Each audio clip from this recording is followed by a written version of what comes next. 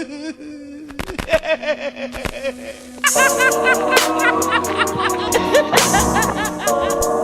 yourself for loathing and fear. I swear, none of y'all making it to next year. My dear, my villainous, infamous, intricate plot will be clear. I'm the king of my throne's an electric chair. Prince of crime.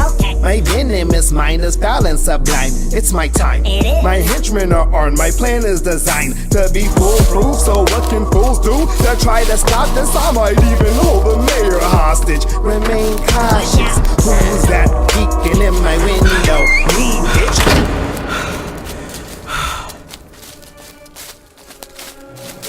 Are you willing to undertake a dangerous mission behind the enemy lines, knowing you may never return alive? Duct tape for your shorty. Hollow points for that 40. You kid watching Rick and Morty in my basement. You fucked up, nigga, face it. Right. Fuck around, catch a facelift. Catching bodies, catching cases like a pop flight. Fuck a basic. You ain't getting home safe, bitch. Now what's the code to that safe, bitch? All I wanna bring faces. Now watch me go get it. Now watch me go get it. I want it, I want it, I want it, I want it. I want it, I want it. Now watch me go get it. Now watch me go get it. Now watch me go get it. Now watch me go get it. Now watch me go get it. This next artist refuses to be put in a box. From making horrorcore to music you can play in the club and everything in between, he is eager to have the world take a step into his mind. No setback will stop him from creating music he is passionate about. He is in his own lane and is ready to spit venom. Introducing Venni The Venomous.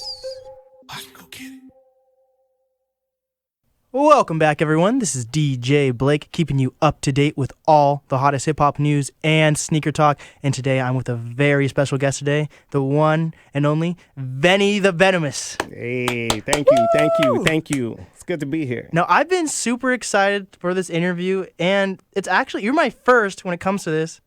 It's always been like a bucket list of mine, so you check that box, which I'll continue to do. Right. But I have never interviewed someone or gotten a card or picked up a CD from someone like promoting on the street. Yeah. And no offense, you completely changed my perspective on this. What's that? But when I originally saw rappers, because when you're in Seattle, you see that all the time, especially on near Westlake Center. Right. They're always there. They're like I kid you not. Like if I'm with a girl or even a guy, they'll always compliment them somehow, you know? Yeah. And they're like, "Oh, bro, I like your shoes. You know what's better than shoes? The CD." Something like that, you know? So I was like, okay. So I usually have this perspective like, okay, their music's not that good or something because why are they on the streets? But now I realize it's just another way to promote yourself. There's so many ways to promote yourself, and that's one way. And you literally are promoting yourself at the Logic concert. Yeah. In the middle of the night when it's raining. Yeah. That's for sure. and you had a speaker. You're like, yep. And I listened to your music, and it surprised me because, okay, if I'm wrong, you can tell me. But okay, are you horrorcore? Was that how you'd like to describe your music? See, some people get offended by that. No. I'm not offended. The way it is I don't like to put myself in a box. Right. I do a wide variety of stuff. It's really however I'm feeling. That's kind of just some kind of darker stuff. I definitely don't want to be in the horrorcore box. Right. Because I just got more to offer than that. That's for sure. I do more than that. That's just a kind of a small slice of it. If you listen to some of the stuff I have on SoundCloud, exactly. Yeah, I looked at that too. Yeah. It kind of shows more of the broad scheme of things, and that's why I didn't want to. I'm trying to market my music a little bit different because I feel like nowadays. Occasionally you get an album where it just really flows and it's you need to listen to that album from beginning to end. Yes, exactly. Yeah, okay. Igor's like that. Yes. Anything from Earl Sweatshirt, certain artists like that. Kendrick's amazing at that. Yeah. The older Kanye albums used to be like that with the skits and stuff. Right. I miss that. Exactly. Nowadays people got a playlist, man. People got a playlist that's going on and right, but you know what? I can rail against it. I can go and shake my fist against it. But it is what it is. Right. And so sometimes I realize you're in a certain kind of mood. Right. And so instead of making albums or anything like that, I really want to make collections. Yes. And there'll be collections of songs for a certain kind of mood. Yeah. You know what I mean? Oh, wow. And so, like, you know, this is for my Gotham collection. It's just a really kind of a darker undertone kind of thing. And it's kind of fitting, the summer's over. We're getting in our winter. Right. You know, Seattle has a certain kind of mood that I'm kind of tapping into right there with that, with Gotham and with Castlevania and 5 points of yeah.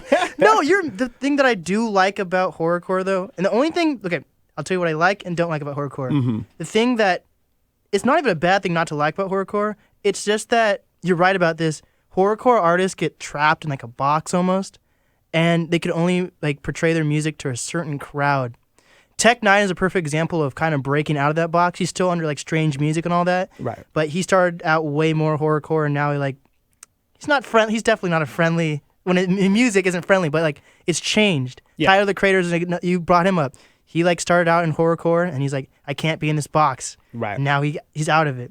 Like there's artists, there's examples of artists who have stayed in that category forever. Like, do you know who Brother Lynch Hung is? Yeah. Oh, yes. Of course. Oh my God. Yeah. That guy's amazing, but Right. he's stuck in that horrorcore box. Oh yeah. And now I think his final album came out, and now he's retiring, and that's his legacy. That he's a horrorcore artist. Right. And he was such a great lyricist, but he can't portray to the mass audience, Right. But yeah, but what I do love about horrorcore though is, first of all, I love horror movies. But right. when it comes to horrorcore, I feel like the beat is very, very, very important to the song actually, because most of horrorcore songs are literally like a story in a way, Yeah. So the sure. beat is like the climax, then boom, and then I liked how you incorporated other voices. I don't know if that was your voice and you changed it. Yeah. But there's just so much technique that goes into even making horrorcore music, For sure. Yeah, it's like some storytelling stuff. Like, I try to tap into, like with me, like some artists do horrorcore, like Brother Lynch Hung, right? Yes. When I talk to a lot of people that listen to Brother Lynch Hung, a lot of Brother Lynch fans like really believe he does that kind of stuff. Yeah. You know what I mean? So like, same with like Ishmael. Yeah. You know what I mean? I like to more akin to like, and that's why I don't consider myself horrorcore. Right. One, because I do more than that. Mm-hmm. I think some of my influences when I do that kind of stuff is like Eminem. Yes. DMX even. Yes, DMX. Am I censored on this? Can I talk how I talk? Yeah, for sure. Okay. When DMX would say crazy stuff, man. You know what I'm saying? He's like, I got blood on my hands. I got no remorse. I got blood on my dick because I fucked a corpse. That's craziness, right? But like that wasn't the only no one called him a horrorcore rapper. Right. Because he did More so much stuff. more Yeah, than that. that makes sense. Okay. Same with M. M would say crazy stuff, especially like Slim Shady LP. Yes. The Kim song? Oh my God, that's a legendary song. It's a legendary song. And the funny thing is, I don't even consider that like a horrorcore type song. Yeah. Even though it just felt so real. Yeah. But the stuff that I kind of tap into that reminds me of Emma is more the playful stuff. Yeah. Like, he had that persona and it's fun. Right. It's almost fun and bonkers and bananas. Right. And like, I feel like I want to appeal to anybody. Yes. Because no matter whether you're mild-mannered and never hurts a fly or you gangsta as hell. Yes. Anybody could go and jump on a video game and play Grand Theft Auto and enjoy themselves, running people over and stuff. There's something inside the human psyche that it enjoys like that kind of power fantasy. Yeah. And that's what I'm trying to create with songs like that. Yeah. One thing I don't ever want to do, and I think I kind of double down on it with those songs to kind of further implement the fact that I'm not it sounds crazy to say, I'm not like a positive rapper. I don't, that's one box you're not going to be able to put me in. That's fair though. And because I just feel like that road is already ran through. Like you can be a real rapper. That's always relevant, No, for sure. Conscious rap? Well, yeah, like in conscious rap, but like the way I feel about conscious rap is this. I think it's great. There's a great room for everybody. I feel like if I say certain things, like to try to tell you how to live your life, and then you see me and I do some dumb stuff, then now I'm conflicted. Like, you know what I mean? Yeah. I don't ever want to tell somebody how to live their life. Like, because in all reality to me, I don't have the answers. Right. You know, all power to people that are trying to, you know, present a good example for the kids or whatever, and that's great. I'm really not the cat trying to do it. Like, I got a daughter myself, but like, I don't want her listening to my music. I tell her, like, I tell my daughter, like, I teach her. Yes. Don't listen to these rappers. Like, you know what I'm saying? Like it's rappers are rappers. Like, music is music, and enjoy it for what it is, man. But like don't look up to anybody. Like, look, you know what I'm saying? Like, anybody other, like, make your own road, kind of. make your own road. Like, you know what I'm Yeah. saying? Like, because it's very easy. I saw recently some kid was like, I don't want to be Spider-Man for Halloween. He said, I want to be Nipsey Hussle.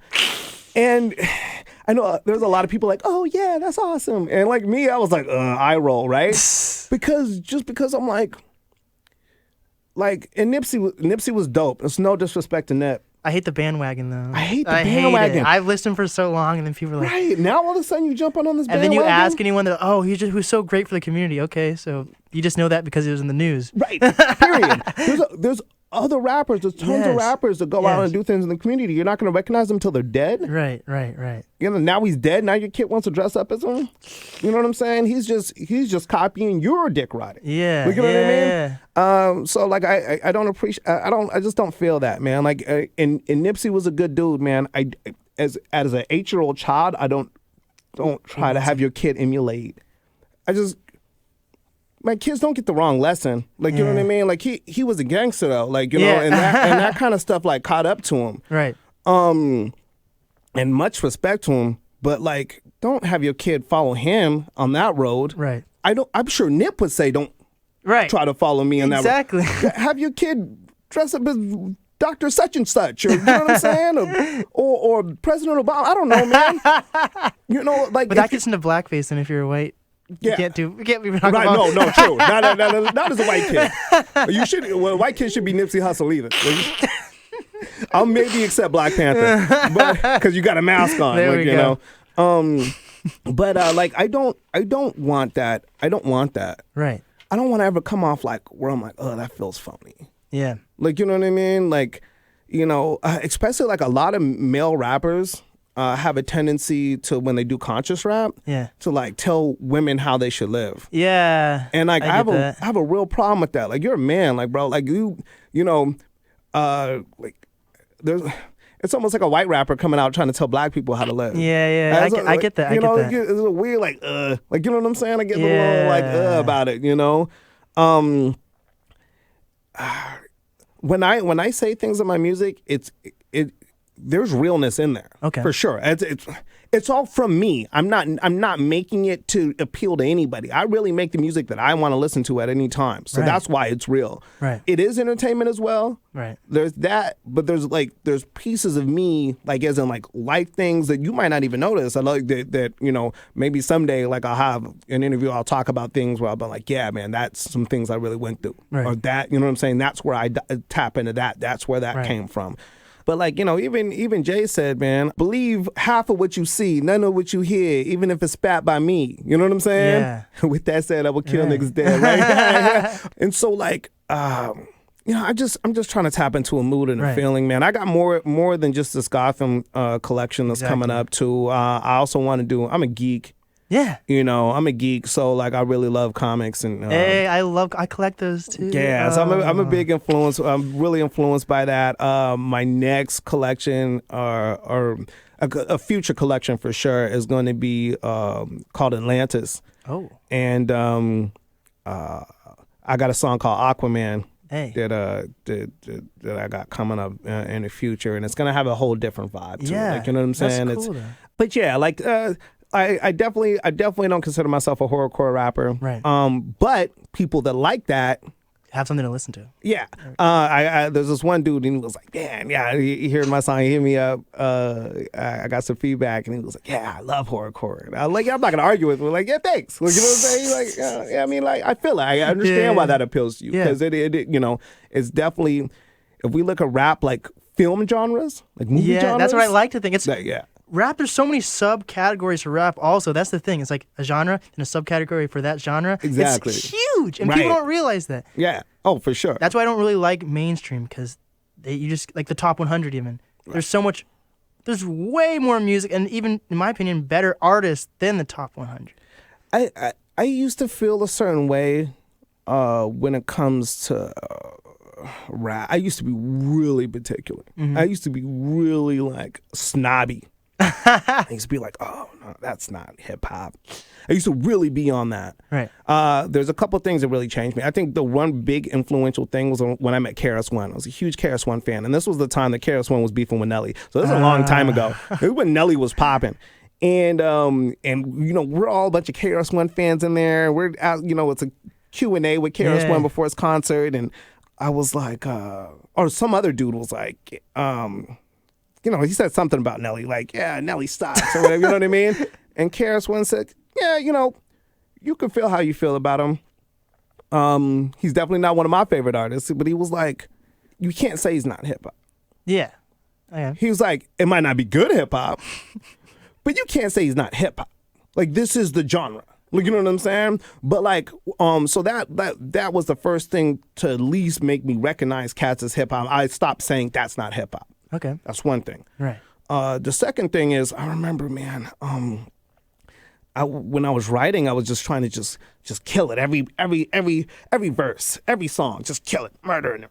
You know what I mean? And then one time, like, I heard this beat and it was so dope, but it was like a clubby beat. Yeah. And I was like, oh, I can't write a club song. Like, I'm lyrical. And then I said, nigga, I like going to the club. Why would I write a club song for? I like the club. Right. Like, what am I? I'm lying to myself. I don't, you know what I'm saying? So like that changed me, and you know, I wrote the first club song I ever wrote, and it was fire. And then I was like, okay, like, you know what I mean? And then I started loosening up, and I think the last point of me kind of recognizing like where I've come to now. I was in the club. I remember Designer was out and Panda came out. Panda. Yeah. And I was like, this song is so dumb. I was like, this is so stupid. And I went to the club one time and the Panda song came on. Oh, no. And the energy, because I like, you know, that usually the songs come on and I don't like it. I'm like, whatever. Right.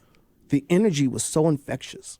Like, and I'm like, these aren't just kids. Like, these are grown men running to the dance floor doing, you know, like black folks version of moshing. You know what I'm saying? Like, just hyped up. And then, like, and I was like, no, this isn't lyrical, but it is music and it is hip hop. And what I realized was like, what it reminded me of was like African tribal shit, where like things just tap into like this, like, the DNA. It's the vibe. Right. Like it taps into the DNA of the black experience almost, where it's not even, because as much as I respect Nas or any rapper like that, Nas is incredible. Right. Great, one of the greatest to ever do it. Nas can never make people feel like that because he doesn't make that kind of music. Plus his beats, though. His beats are right.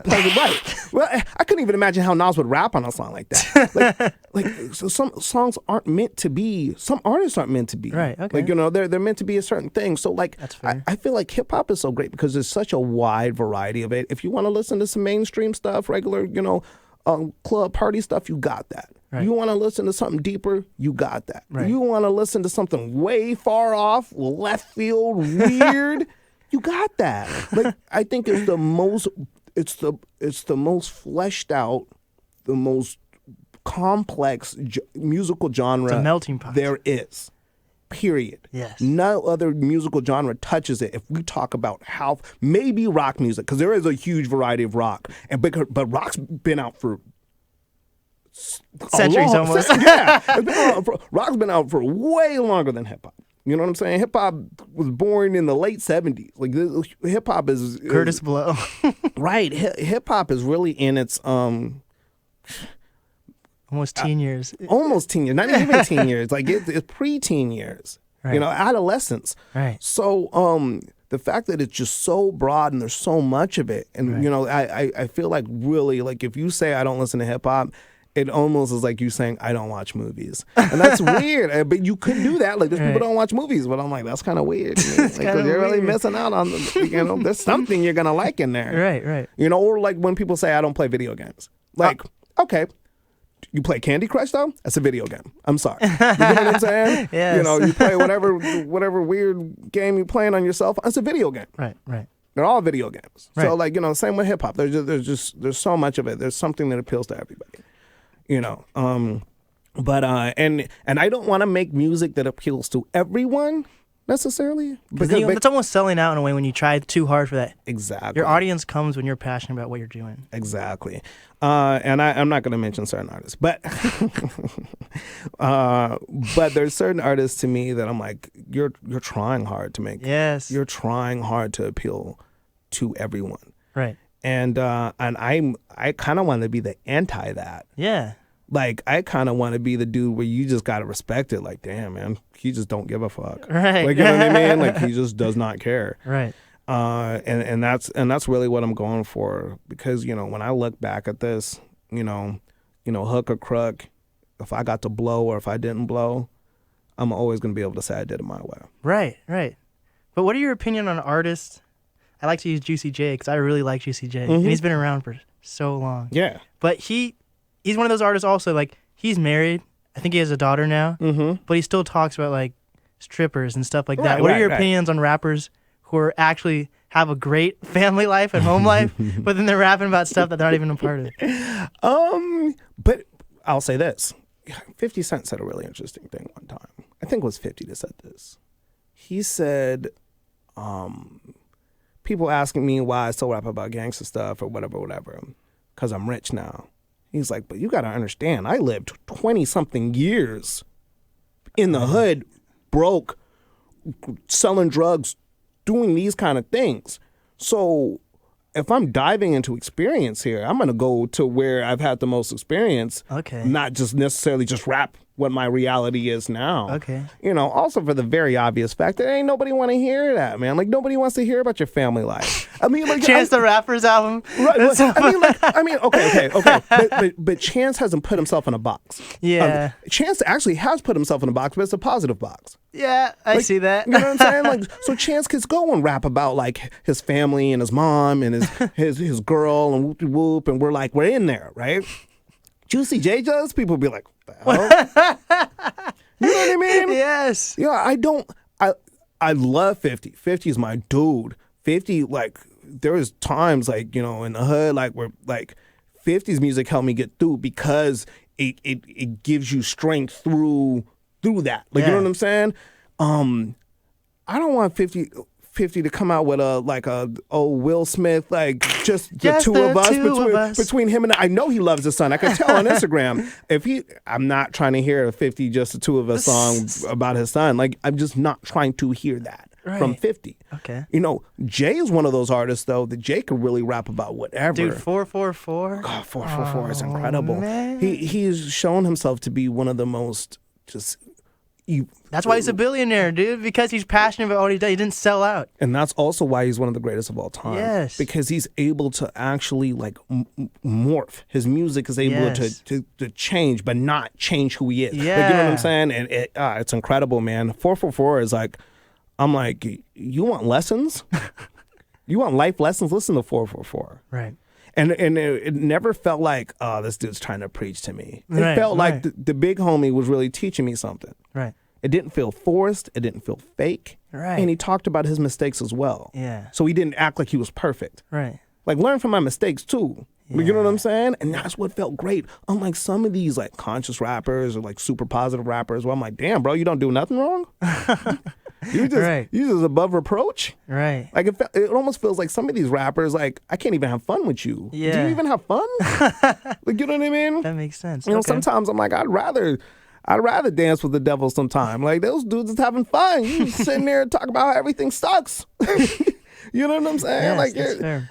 Life is as stressful as it is, man. Right. I don't need much I could just jump on Twitter real quick and see how messed up the world is. Right.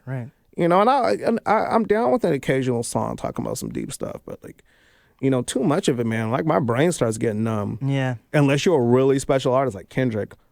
But even Kendrick got some edge to him. Yeah. Of course Kendrick got some edge to him. Yeah. He's really from the hood. Dude, and he has a Pulitzer Award. God, That's insane. Kendrick's incredible. The funny story is, though, my favorite rapper from TDE is actually Schoolboy Q. I like Reason. Have you listened to Reason yet? That's like their newest signed artist. I haven't listened to Oh, Reason yet. you have to listen to Reason. I'm going to have to check him out. I'm a big Schoolboy Q fan, though. Yeah, I like Schoolboy Q too. And shout out to Schoolboy because he shouted out Seattle in the song. Dude, and he's coming back to Seattle. So he comes to Seattle frequently. I'm actually going on my birthday. Oh. My birthday is December 1st. Hey. I'm going to the Schoolboy Q concert. That's awesome. Yeah, for sure. He's one of my favorite artists for sure. Wow. And what I really love about him is he's got multiple sides and he shows it. Right. Like, you know what I mean? And he's very real. He's got his golfing side now. Yeah. Like, he's just very real. Like, Yes. you know what I'm saying? Like, he's done the hoodish stuff you can go through. And he raps about stuff that's not necessarily popular for black people to rap about. Black men to rap about. Depression. Right. Drug addiction. Usually, like, rappers talk about either they're talking about doing drugs like it's cool, or they talk about people who do drugs like, oh, you're a customer. Yeah. But Schoolboy Q's like, man, like, I had a problem. Right. I was getting high on supply. Like, Right. you know, my daughter's trying to wake me up. You know what I mean? Right. It's deep. That's stuff where it's like, man, like, you have to be brave to reveal those kind of things about yourself. Not in hip hop, especially, where it's like very much like very macho. Yeah. Like, you can't show vulnerability, unless you're Drake or something. Like, you know what I mean? And so, like, for him to be a gangster and be like, yo, like, Right. like, yo, I was vulnerable. Like, you know what I'm saying? Like, I go through things, That's you know? fair. And so you get to see those multiple sides. I'm a really big fan of that. And those are things that I tap into with my music as well. Right. So, there's a lot of stuff. There's a lot of struggle. There's a lot of stuff like that. But a lot of times when I do music, it's a release for me. Right. It's a release. I need it. It's therapy. It's my therapy. Exactly. That's You the know. best artist that uses therapy. Right. And sometimes my therapy is a little messy. Sometimes it's a little dark. Yeah. It's a little dark a little Right. bit, but yeah. Most definitely, that's kind of what it is. That's what Venni The Venomous is, man. Yeah. Tell us about your name. So you're not a horrorcore artist, but then Venni The Venomous. Venni The Venomous. Okay. So way back in the day, there's always the story of how a rapper gets his name. So way back in the day, I decided I wanted my name to be, and I got this from a comic book. Hey. I wanted my rap name to be Venni Vidi Vici. It wasn't a Batman comic. Batman was going against the mob or something. Okay. Yeah. And it was on a tombstone. I got it from that, not from the Ja Rule album. I got it from the Batman comic. And so I was like, oh, Venni Vidi Vici, that's tight. And then I was like, I'll call myself Triple V or Vinny V for short. So that was way back in the day what my original rap name was. And I remember, so I moved to Colorado for a chunk of time, a good chunk of time. I feel like the prodigal son because I'm back in Seattle. But I moved to Colorado for a good chunk of time. And so I used to like go downtown and just freestyle with cats, like on 16th Street Mall, which is this, it's like the downtown hub. Right. And back in the day, it used to be like all the little hoodlums was down there.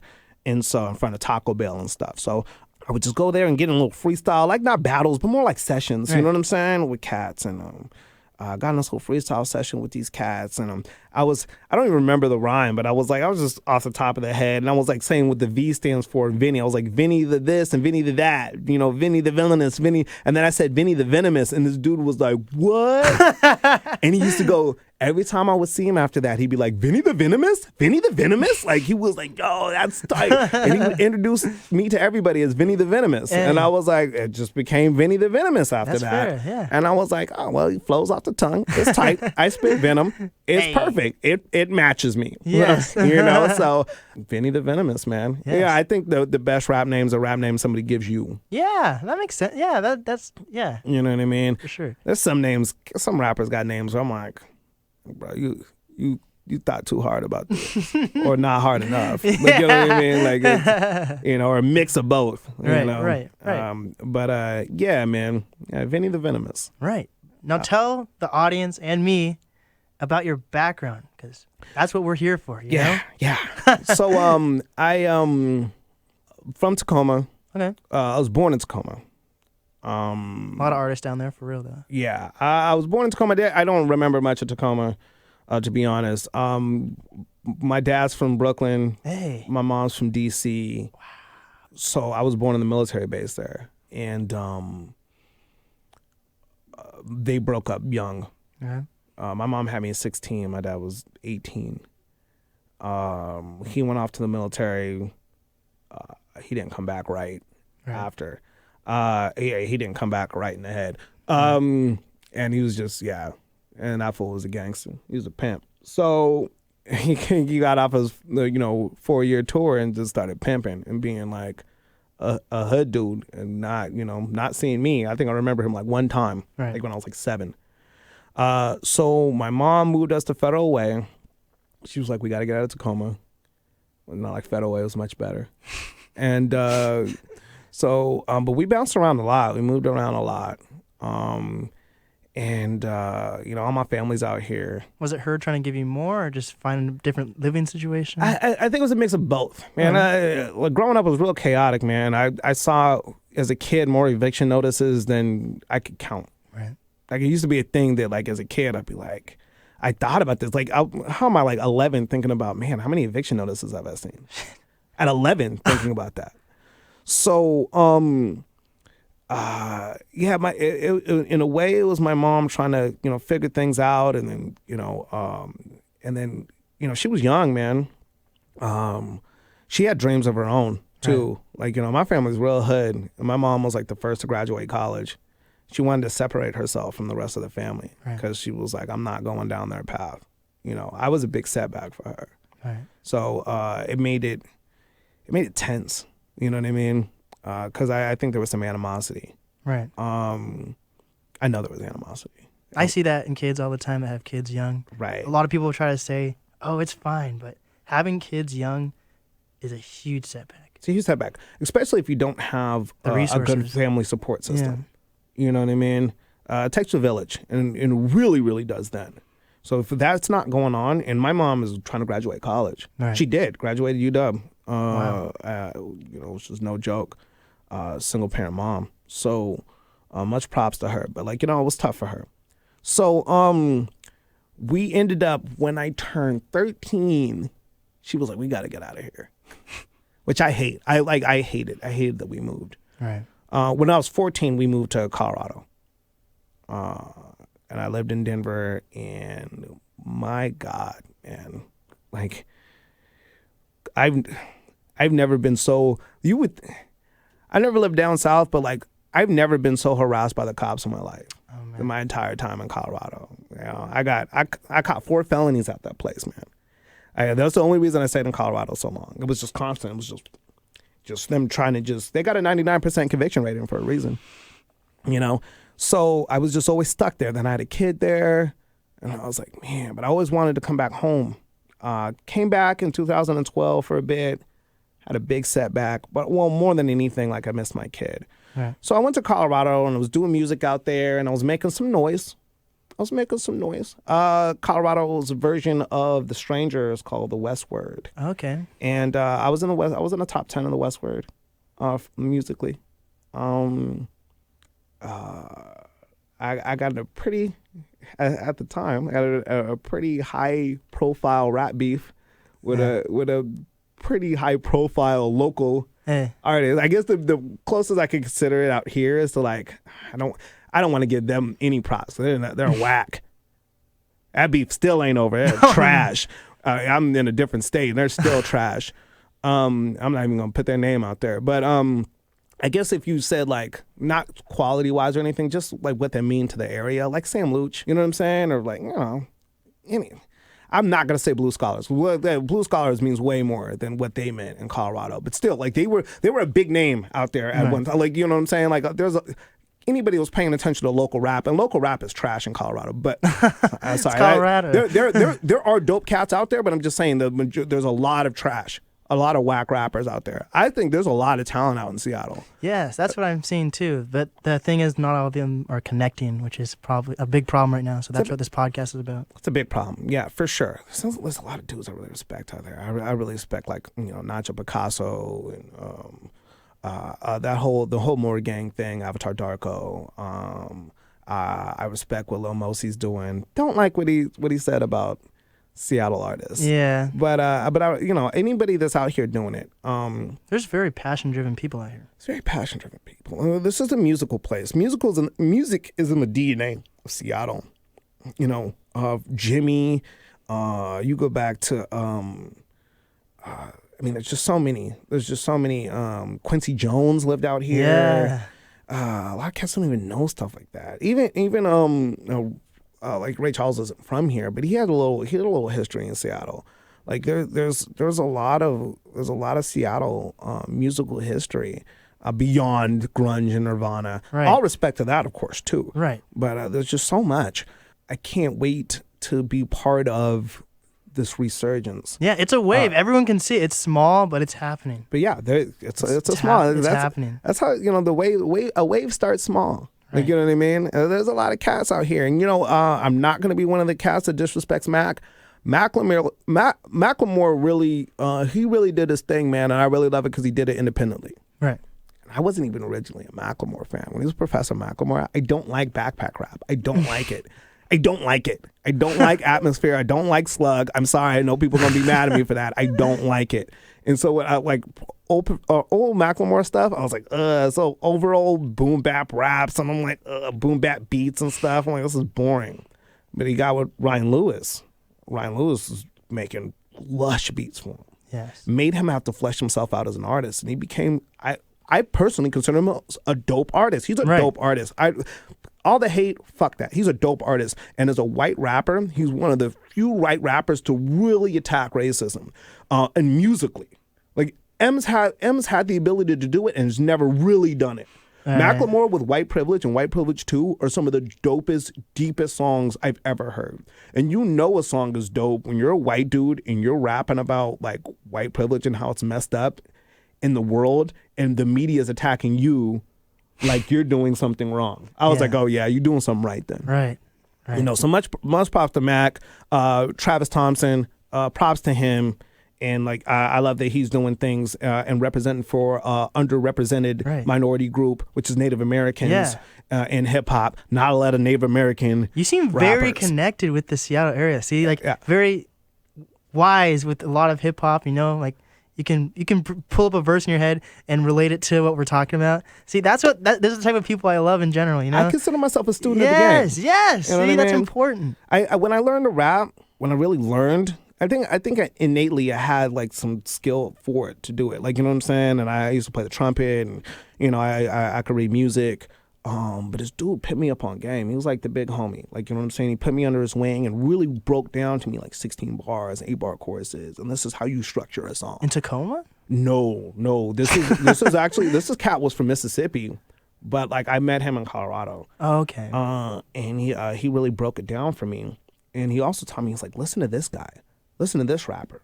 Listen to the way he breaks things down. He was really into me listening to Jay a lot. Like he was like, listen to Jay and listen to how he's doing things. And I was like, he's like, see that? See this? Like, you know what I'm saying? The metaphors, the similes, the punchlines. I was like, oh, okay. Like, you know what I mean? And so, but also just studying the game, period. Studying who's out there, studying even the beefs. I pay attention to these things. Like, I pay attention to all this stuff. Did you listen to the Joyner Lucas or Tory Lanez beef at all? Yeah, dude, their songs were fire if you listen to them at all. Their songs really were fire. Oh. You know what? Because I know Joyner Lucas already could spit. He was already known as a lyrical cat. He was already one of those cats. Right. People look at Tory like they put him in a box, but when he went off on the songs, I was like, surprised he could spit. Surprised he could rap. Much props to Tory out of that. To me, like, in all reality, like, there was no real winner out of that. But I think if there was a real winner, it's Tory, just for the fact that he revealed that he could spit. Like, you know what I mean? It was a fun beef, though. That's the thing, too. That's fun. what I like to see sometimes. It wasn't like nobody's going to get their ass whooped or something. Nobody's going to get shot over this. So, you know what I mean? And that was what was great, because it was purely lyrical. Right. What do you think about the Pusha T and Drake beef? Ooh. I followed that when no one was paying attention, and then it started to build up. I was like, and then everybody was paying attention. Yeah, the funny thing is this. I have to look at the origins of the beef. Pusha T, I like Pusha a lot. He's a legend. The clips. He's a legend with the clips. But honestly, I feel like it was kind of like, it was weird. Like the beef started in a weird way. It didn't start with Drake. Lil Wayne. Wayne was the first person. He didn't like that people were calling Wayne the best rapper alive. I get it. Oh, I definitely get it. Especially people forgot the rumors that Wayne had a ghostwriter. For real.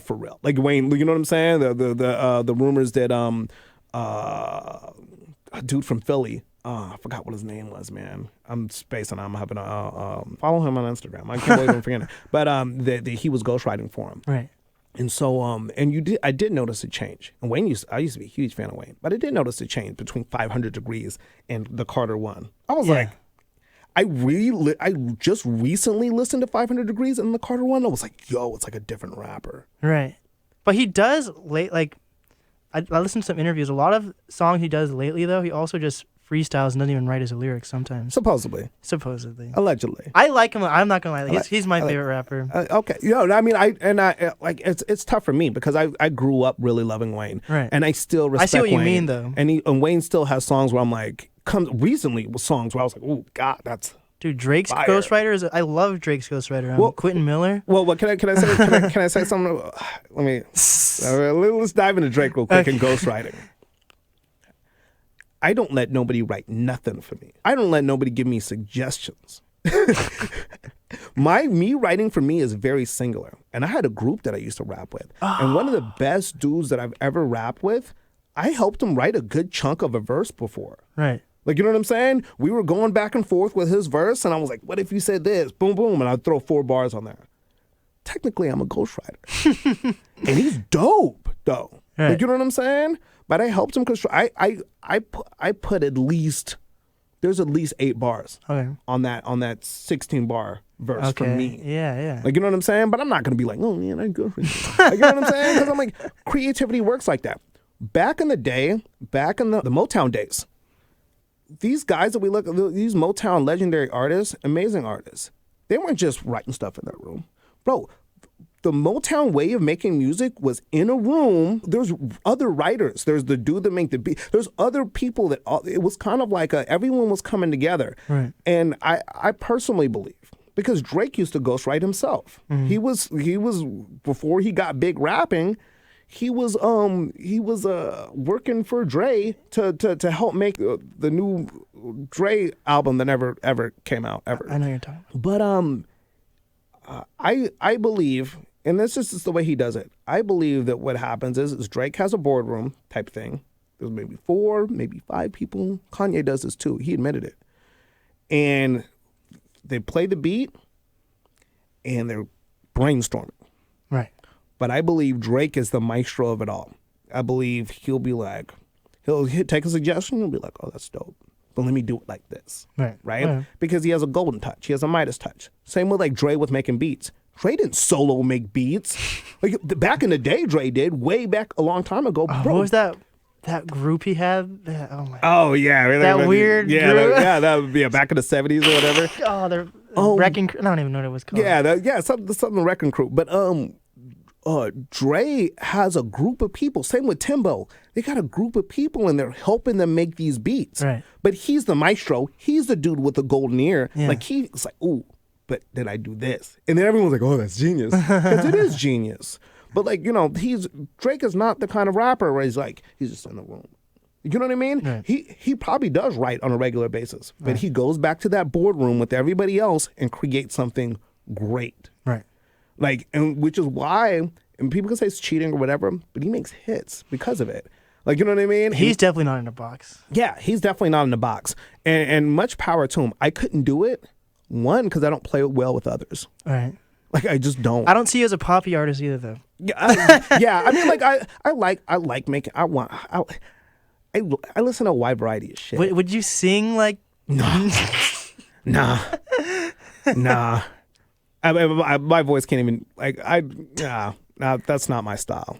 You could do a lot with your voice, I can tell. But I'll props to Drake. I love Drake. I dig Drake. I like his music. Like there's a point where I just don't even care. I just like Drake's music.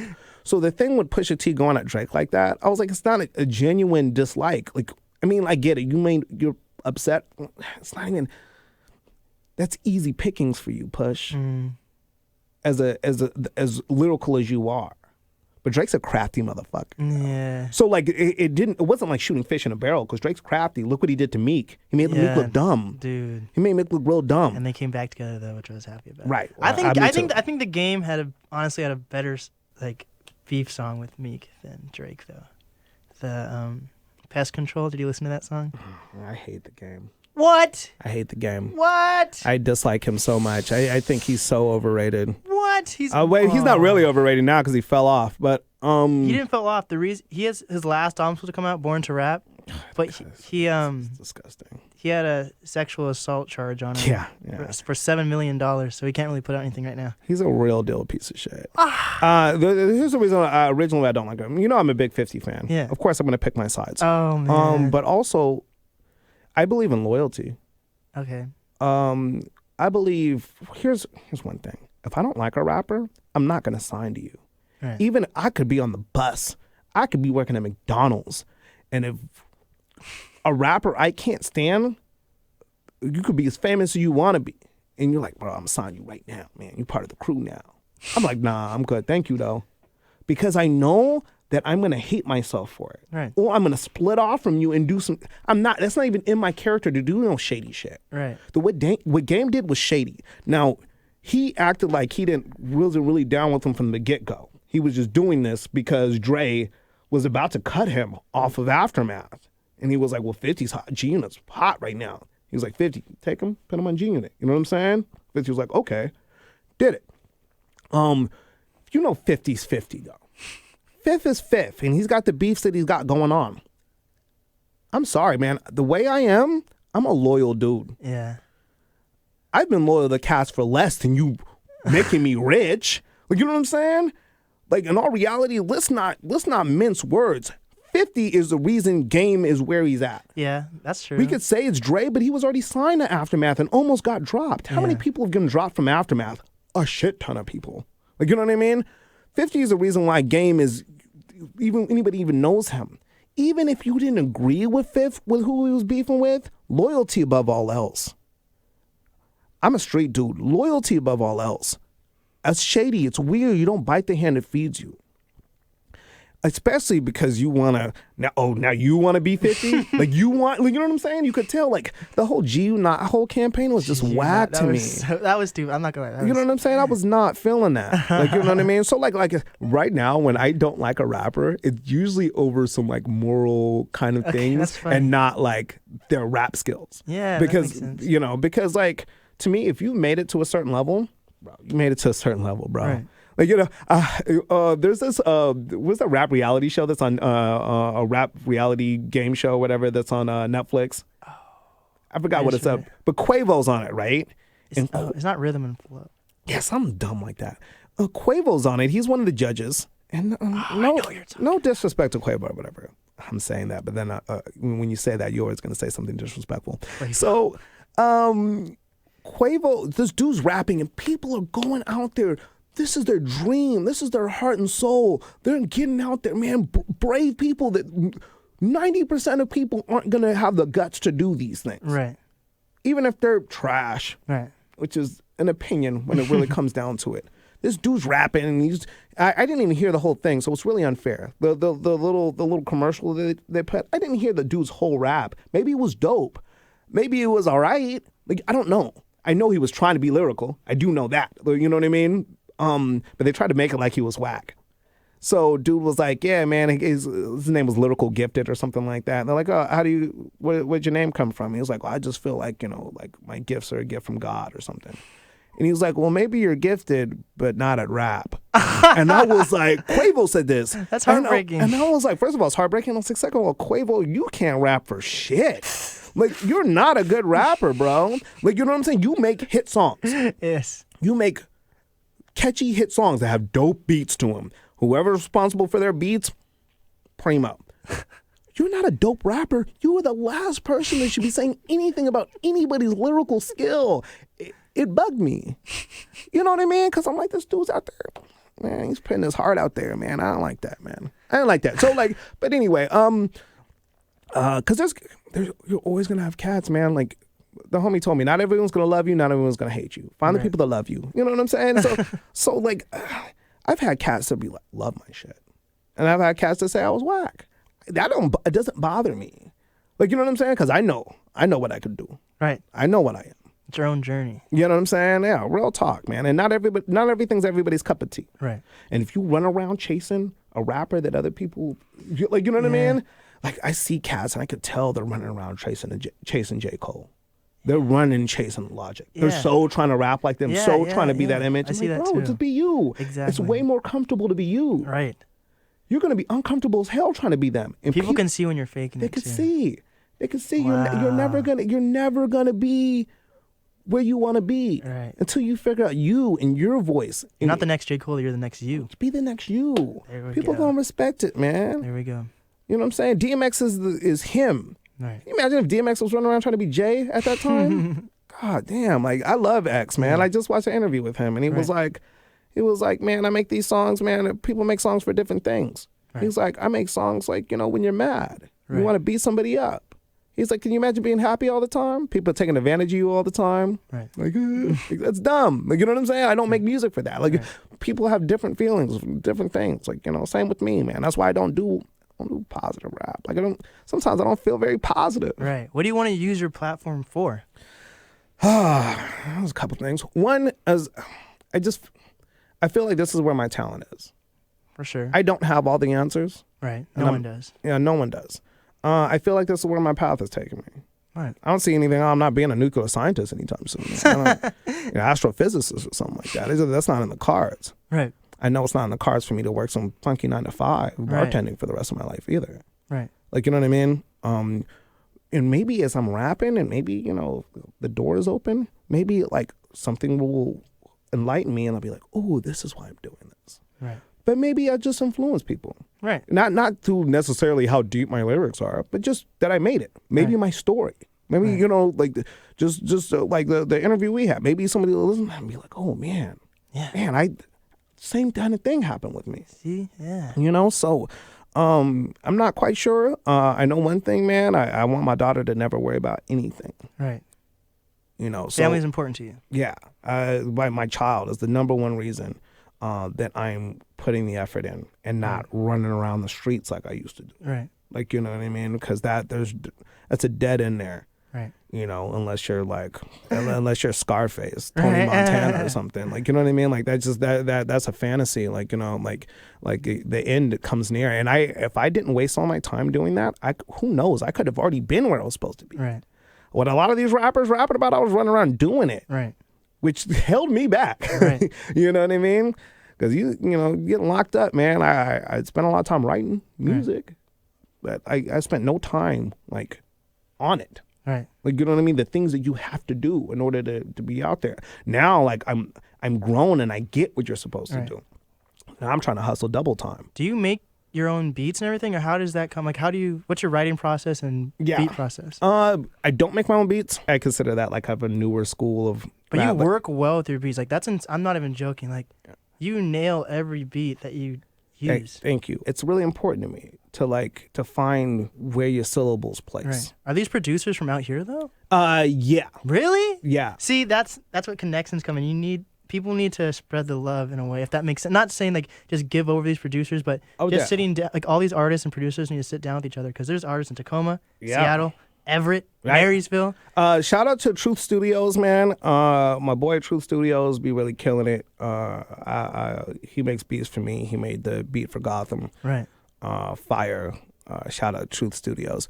Also, my boy Blake, he makes beats for me as well. He made the Castlevania. That was a good beat. And the 5-finger exploding palm. Yeah. Exploding heart palms. That was insane. Yeah. So he made that as well. I like to just mess with cats locally. Right. There's just a lot of local talent out sure. here. But yeah, when I get a beat, I sit down with it, and I just let it speak to me. Take it to dinner, maybe. Yeah, I just let it speak. Like I'll literally listen to a beat on repeat over and over and over and over and over and over again. Like and I'll be doing other things and it's still in my head, and I'm writing rhymes in my head, and you know what I mean, and sometimes it comes out super quick, and sometimes I gotta meditate on it. Right.